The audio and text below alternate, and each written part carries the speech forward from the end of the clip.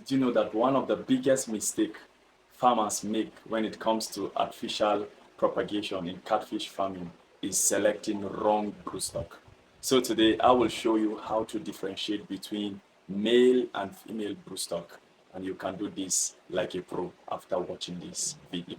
So before we dive into the identification of male and female catfish, you need to know why identifying male and female catfish when it comes to artificial propagation in catfish farming. Number one, it ensures successful fertilization. Without fertilization, no production.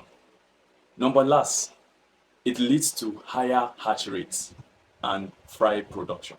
So this is the secret behind high hatchability and high survival rate. Come closer as I show you key features in identifying male catfish. Number one is the genital papilla. Simply put, the male reproductive organ in catfish.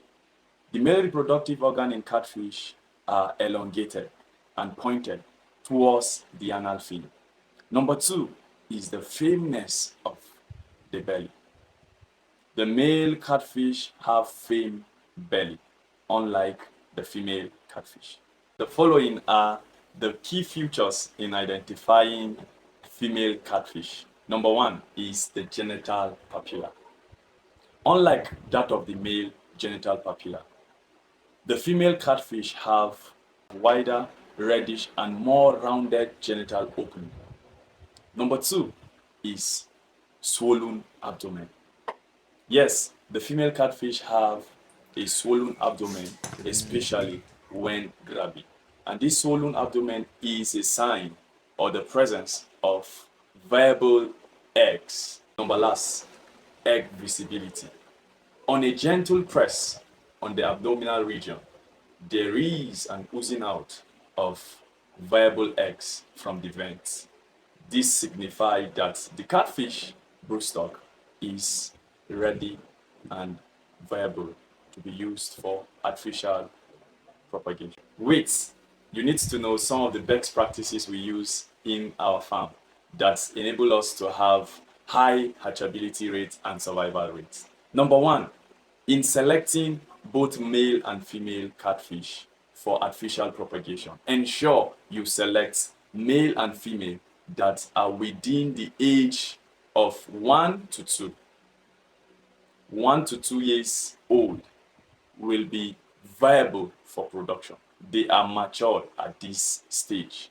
Number two, ensure proper feeding.